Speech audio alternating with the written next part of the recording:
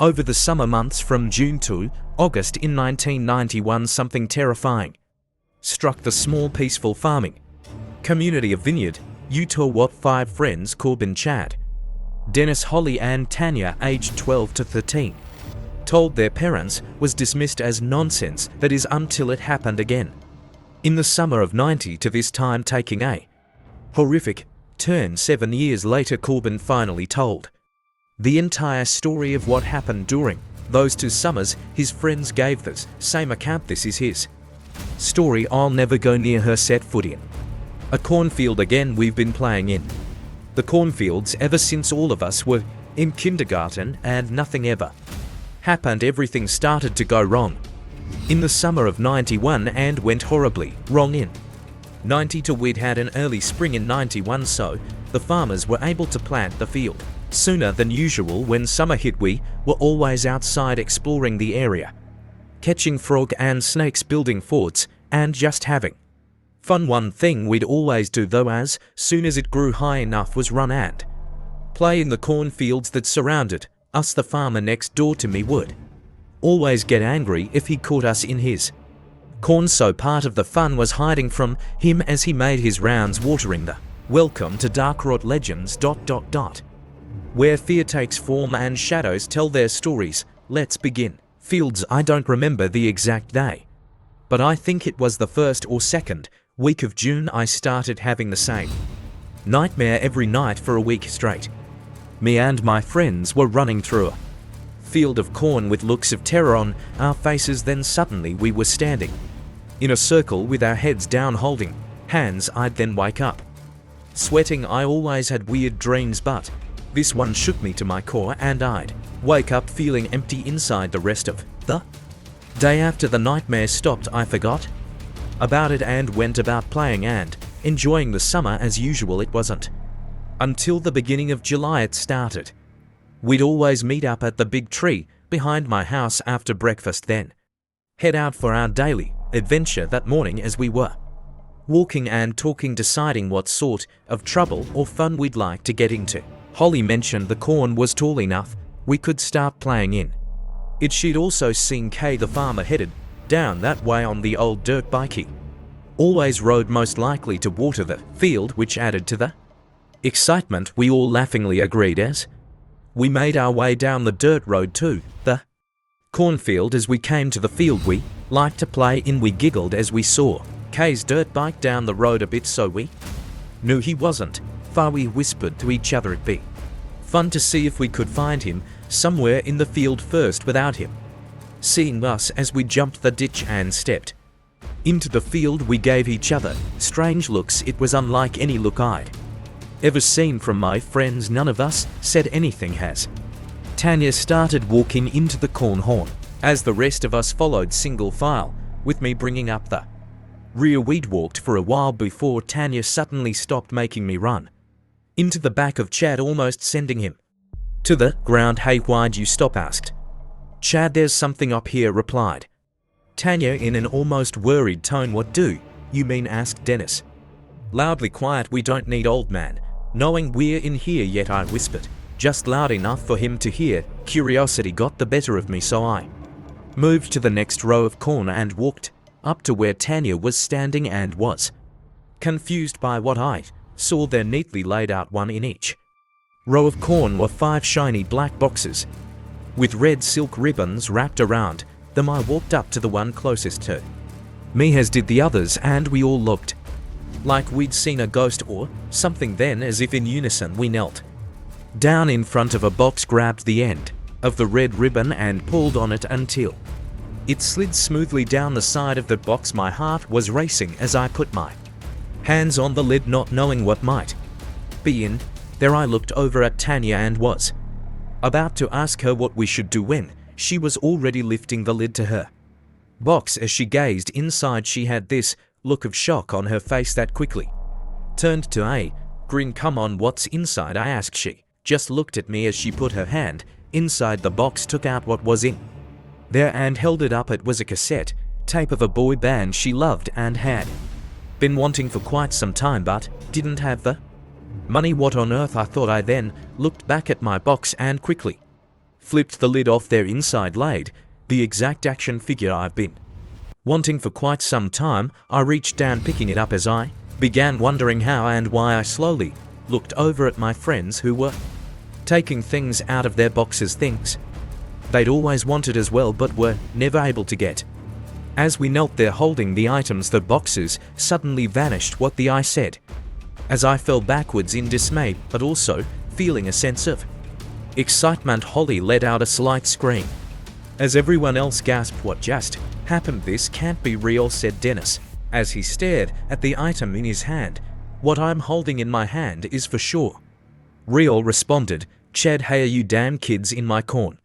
Shouted Old Man K as we heard him coming towards us. We jumped up and began running in the opposite direction, still holding on to our gifts. We ran to the other side of the field than where we'd entered. Once there, we came to another ditch and followed it until we came to the barn where K stowed his hay. We then climbed the ladder going to the top of the hay stack. We then ran to the wall and peered through the holes to see where Old Man was. We could see him walking through the field heading back to his dirt bike, most likely continuing his rounds watering the fields. We breathed this a sigh of relief as we turned around and sat down in a circle. We were mesmerized by the items we'd gotten from the boxes. I couldn't take my eyes off of it. All of a sudden it seemed as if everything stopped, as if the world itself stopped. The next thing I remember was standing behind my little brother in his room watching him as he played with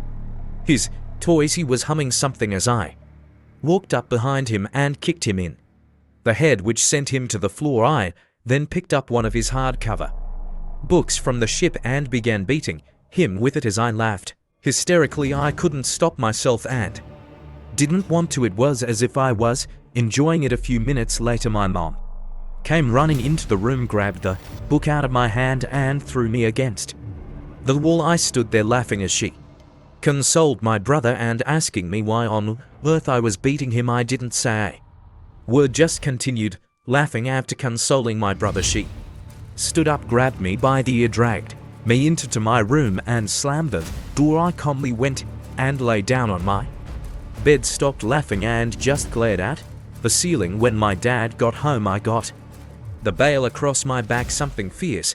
It didn't faze me though. I was silent with each hit. When normally I'd be crying out, it was as if all feeling had been taken away from me. After getting my lashings, I went to sleep, gift in hand. The following morning I replayed beating my little brother in my mind, but felt indifferent about it. All I could think about was the cornfield and the gift. As I held it tightly, I longed to be back in the field. When I walked into the kitchen to eat, my mom looked at me fiercely and said, "What got into you yesterday? Why would you do such a thing to your little brother? Don't ever do that again." I simply shrugged my shoulders, then sat down and ate breakfast. After eating, I jumped up and ran outside to meet my friends at the big tree. They were all there waiting for me, gift in hand. Like me, we simply stared at each other until Chad spoke, saying, "After sitting down on the high stack yesterday, I woke up in my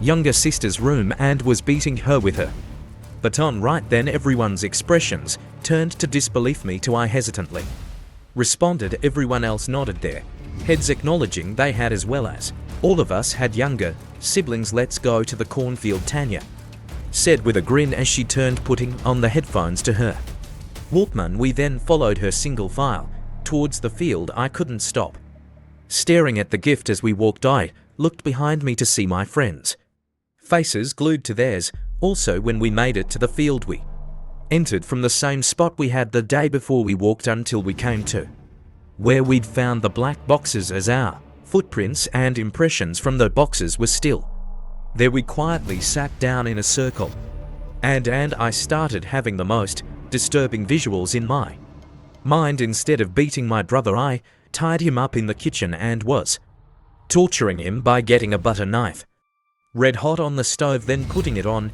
different parts of his body. I smiled as he shrieked out in pain, begging me to stop, but I would not. This went on for weeks. Every morning we'd head to the field, sit in a circle and have the same sadistic thoughts. Sometime later, as we were Sitting in the field, the black boxes suddenly appeared again in front of us. We set down our gifts and lifted the lids. To our delight, there was another item inside the box, but this one was much better, something else that was hard for us to get our hands on. I do remember lifting it out of the box, holding it up and smiling like before the world seemed to stop, and without warning I was standing in the kitchen looking down at my little brother who was tied up. He was screaming and pleading with me to stop.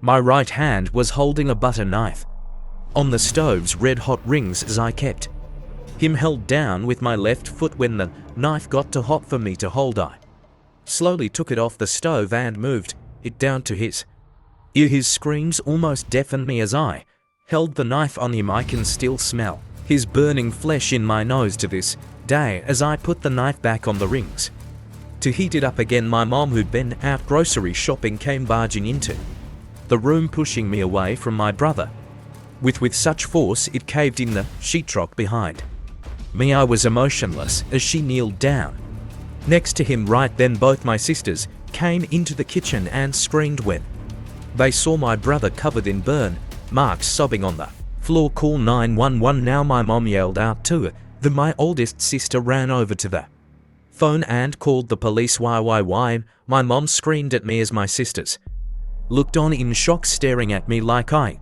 was a monster.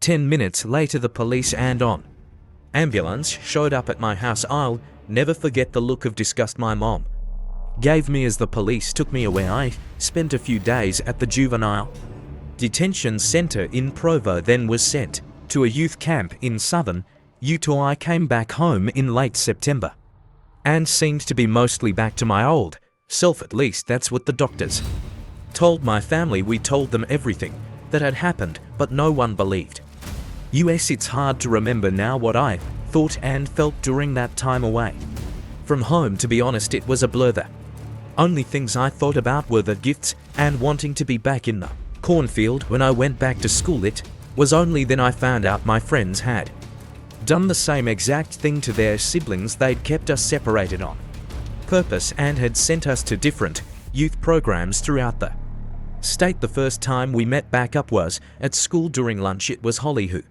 spoke first, asking, "Do you guys know where your gifts are?" Everyone shook their heads no, as I thought to myself. I turned my entire house inside out when I came back and couldn't find them anywhere. Over the next 9 months, things went back to being fairly normal, other than none of us could stop thinking about the gifts and the cornfield. It became an obsession. It seemed to be all we talk about when we were together. When school let out in June of '92, we went about our summer as usual. It wasn't until July again our lives would forever change. I was lying in bed sleeping one night when I heard someone whispering my name into my ear. Corbin. I immediately sat up in bed, asking who's there. My bed wasn't too far from the window and I had a feeling I should look outside, and to my surprise there were my friends standing on the grass staring at me. I still wonder who whispered my name. It couldn't have been my friends, being my window was shut. I then moved over to the window slowly as I'll sling it open partway and asked, "What are you guys doing?" "We're going to the cornfield. It told us it's ready for us," replied Tanya. A feeling of exhilaration overcame me at the thought of what awaited us. I slid the window open the rest of the way, took the screen out and carefully climbed down to the grass to join my friends. I quickly grabbed my shoes off the back porch, then took off running down the dirt road as the moon lit our way. As we ran, we laughed and talked with anticipation. Once we reached the field, none of us hesitated as we jumped the ditch, then continued running. As I passed the first corn stalk, an extreme sense of comfort overcame me. It felt like seeing an old friend I hadn't seen in years. After running a ways, Dennis, who was in front, suddenly stopped, looked over his shoulder and grinned. There in front of us were 5 black boxes. Part of the boxes glistened as the moonlight shined on them through cracks in the corn. We wasted no time in kneeling down and opening them. A sense of euphoria overtook me as I reached down and grabbed my gift. I held it up for my friends to see how much better it was in the last ones as they did the same. Then as usual we formed a circle as we smiled and laughed at what we just received. The next thing I remember was being jolted out of a trance at the sounds of squealing piercing my ears. I looked down at my hands, which were holding a pitchfork, then noticed my friends around me holding other sharp farming tools. They were covered in blood, as was I. In the center of us was a bleeding pig that was still breathing. We'd been repeatedly stabbing it. I could see its blood pumping out of the wounds that littered its body. We then dropped the tools, climbed the pen's fence and went home. When I got home, I took a shower in the basement so I wouldn't wake anyone, then went to my room, put the screen, came back in and closed the window. When I got into bed, I was surprised to see the new gift laying on my pillow. I held it tightly as I quickly fell asleep. The following day I was awakened to someone yelling and banging on our back door. A minute later I could hear my dad having a heated discussion with someone. When I heard the door close, my dad then came barging into my room, asking, "Did you have anything to do with Kay's pig being killed last night?" He said, "It looks like it might have been the work of several people."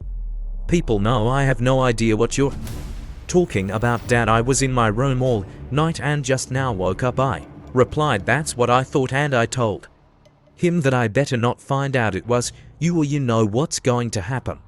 He responded with agitation when he left my room and closed the door. I rolled over staring at the wall and again felt indifferent, emotionless. All I cared about was the new gift and going back to the cornfield. Over the next month, each night we'd sneak out to the field to the same spot and we'd sit there. It was mid-August when it happened. Again, we'd snuck out as usual, but when we made it to the spot this time, there were more black boxes. We were thrilled as we approached and opened them. While I said as in I was something so unbelievable I would have never imagined I'd ever see one with my own eyes, let alone get my hands on one. As I reached in and picked it up, I heard old man bellow out, "Hey you damn kids, I thought I'd seen you sneaking in here at night," as he came charging towards us. Instinctively we stood up and started running towards the hay barn we usually hide in. The next thing I recall as I came to was us standing around old man K. He was laying on the ground, not moving, as we bludgeoned him with pieces of wood from the barn while we torn off. We were laughing, but our laughs were morbid and dark. Everything then began to fade, like when you slowly turned down the volume on a stereo. I woke up in my bed to the sound of someone loudly beating on our front door. The next thing I heard was my mother talking to someone as her voice began to escalate. Her loud footsteps shook the house as she came stopping towards my bedroom. When she opened the door she was crying and said, "The police are here and they want to speak with you. What did you do to Kay?" I said nothing as I jumped out of bed and went to the front door. When I got there were police holding a pair of my sneakers. As they looked at the soles, "Come with us, son," said one of the officers. I was in handcuffed and taken to the station where I was questioned about what had happened to Kay. When it was all over and I went back home, I thought I'd get the beating of my life, but my parents were too heartbroken and have treated me differently since. Looking back, it's hard to describe what I felt and thought during those 2 summers, other than it was like being in a trance-like state. The items from the black boxes were not gifts. Each one came with a price, and the price was the evil we had to perform in exchange. Kay had been found by his wife barely clinging to life. Early that morning she quickly called the police and an ambulance was sent. His wife told the police he'd gone out late the night before to chase the kids out of his cornfield and never came back. The police were able to prove it was them by the impressions their shoes made in the dirt. When Kay recovered, and to everyone's surprise, he decided not to press charges as long as the families moved away from the area and never to return, to which each family did by the end of that year. A month later, one of Kay's workers was harvesting the corn when he noticed something on the ground from his combine. He stopped and got out to see what it was. There on the ground were 5 shiny black boxes lined up in a row. He opened them and each one had items in it. He took the boxes to the pole barn and told Kay and his wife about it, then went back to work later. That day when he came back to the pole barn, the boxes were gone. Years later, all of the farms and vineyard were torn down and homes were built on the grounds no one knows where. About the 5 black boxes, Corbin said he never saw or heard from his friends again after they moved. For more scary horror stories, please subscribe. Thank you for joining Dark Rot Legends. Subscribe for more tales of terror. If you dare.